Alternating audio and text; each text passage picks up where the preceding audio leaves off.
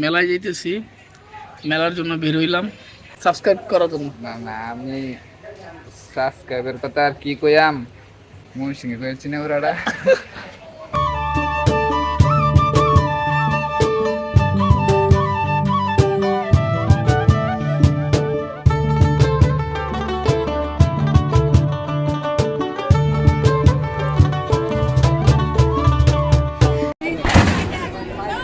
এবার বাজি ধরছি 50-50, যে মাথায় যে পুরোটা বসছে ওর মধ্যে ও যে কোনো সব এক্সচেঞ্জ করবো, হার্ড স্টক করবো।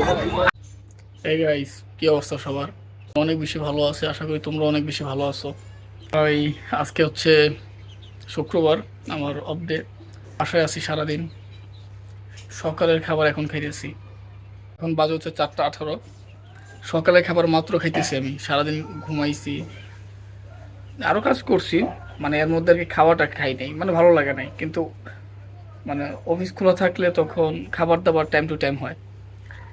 তো এই তো বাইরে বৃষ্টি হবে, দাঁড়ায় আছি, ঠান্ডা বাতাস এখানে, মানে ক্যামেরাটা খুব ক্লিন আসে, এই জন্য এখানে দাঁড়ায় শুরু করলাম। একটু পরে বের হবো বাসা থেকে। আমি বাইরের পরিবেশটা দেখাই। বাইরের পরিবেশটা আজ খুবই সুন্দর, ঠান্ডা ঠান্ডা আবহাওয়া হচ্ছে। বাইরের পরিবেশ একদম কি বলবো, ঠান্ডা বাতাস, আবহাওয়া বইতেছে। বার করতেছে খাবার খাওয়ার জন্য। এখানে কোন জায়গায় ক্যামেরাটা খুব ভালো আসতেছিল। তো এই তো, এই যে বিরিয়ানি, আমি মাটির প্লেটে খাই। আমি না, শুধু আমার আম্মাও মাটির প্লেটে খায়।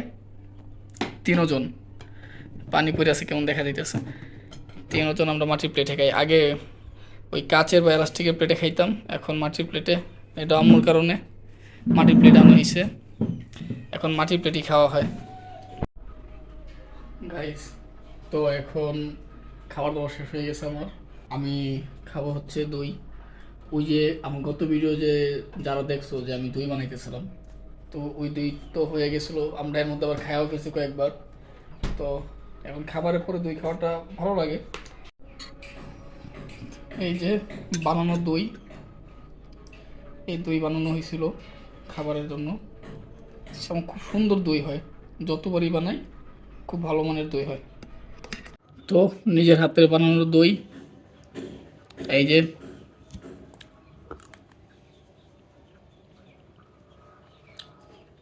অনেক ভালো। আমরা তো দোকানের দই খাই, দোকানের দই আর বাসায় বানানো দইয়ের মধ্যে অনেকটা পার্থক্য লাগে।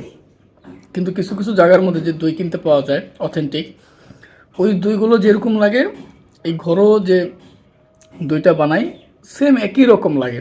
তারপরেও মনে হয় যে দোকানে যে দইটা বানায় অথেন্টিক, ওইটার মধ্যে তারপরও কিছু একটা দেয়, নাহলে এতদিন দোকানে রেখে সেল করে কীভাবে?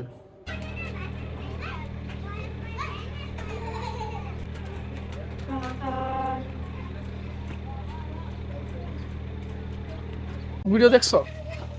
ইউটিউব একটু চালাই না। ইউটিউব চালাও না, টিকটক চালাও? টিকটক দিন না, মাঝে মধ্যে মোবাইলে দিন না, সবসময় বাইরে থেকে কিনি। মেলায় যাইতেছি, মেলার জন্য বের হইলাম এমনি বিকালবেলা হাঁটার জন্য। আমার সাথে সোহেল আছে, না আমি যেতাম না, খুবই জনপ্রিয় লোক। এই কথা কইও না। সোহেল, তাই আমার ব্লগে আইসো না? যাইতাম না তো, আমি তাকাইছি, তোমার তো নিমো না। আমি যাইতাম না। সে হচ্ছে আমার দেশি লোক, একদম খাস মামিসিংয়া।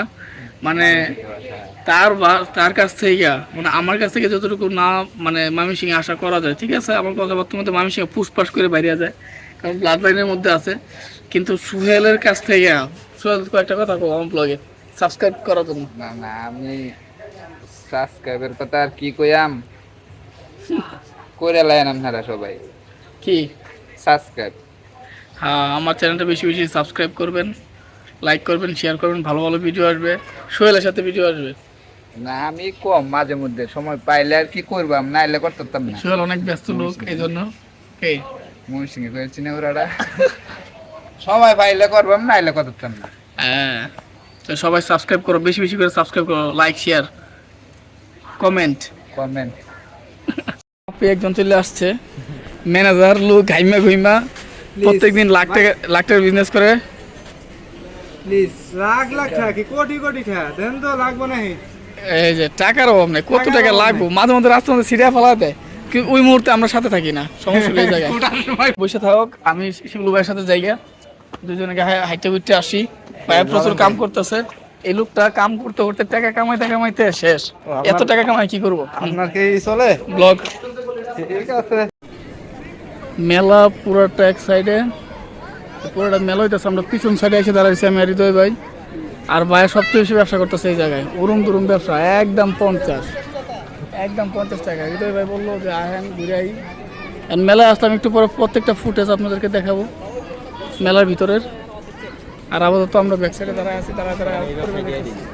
আর সবচেয়ে মজার বিষয় হচ্ছে ছাদের হ্যাঁ না, এই ব্যবসা দিলে অবশ্যই এর ব্যবসার মধ্যে ইনকাম আছে। আর ছাদের উপরে যদি আমি দেখাই, আমি ভিডিওর মধ্যে এমনি দেখাবো, পরে জুম করে দেখাইতেছি, ঠিক আছে না? ছাদের বিষয়টা আপনি কি করবেন? 100 লালে লাল।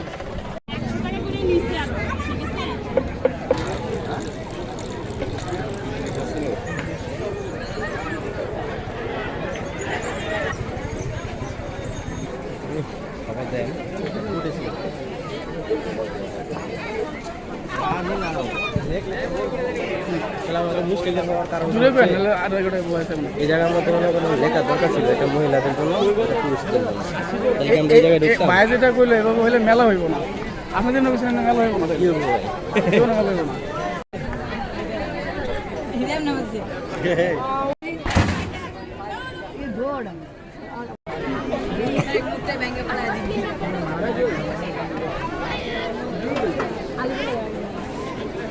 এবার বাজি ধরছি 50-50, যে মাথায় যে পোলাটা বসছে ওর মধ্যে ও যে কোনো সব এক্সচেঞ্জ করবো, হার্ড স্টক করবো। আমি দেখাই নৌকার মধ্যে, এই যে এই পোলাটা এই মটকায় যায় এই উপরের মধ্যে বসছে,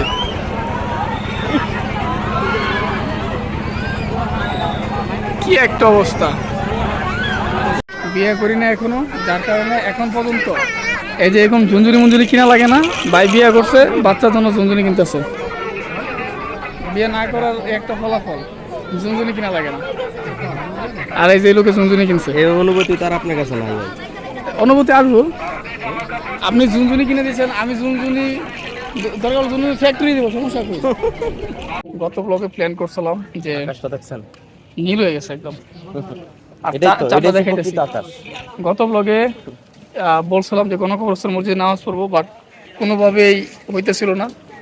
আল্লাহর কি রহমত, মেলায় ঘুরতে এসে নামাজ পড়তে পারছি। একটা জিনিস কি জানেন ভাই, মনের খাস নিয়ত থাকলে, মানে দিলের একটা খাস নিয়ত আছে না, হ্যাঁ, যদি কখনো করেন যে ওই মসজিদে নামাজ পড়বো, যদি আপনি পড়তে না পারেন কোনো না কোনো দিন ঠিকই পড়তে ঠিকই পড়া যায়। তো আল্লাহ আজকে নামাজ পড়ায় দিচ্ছে, শীঘ্রই।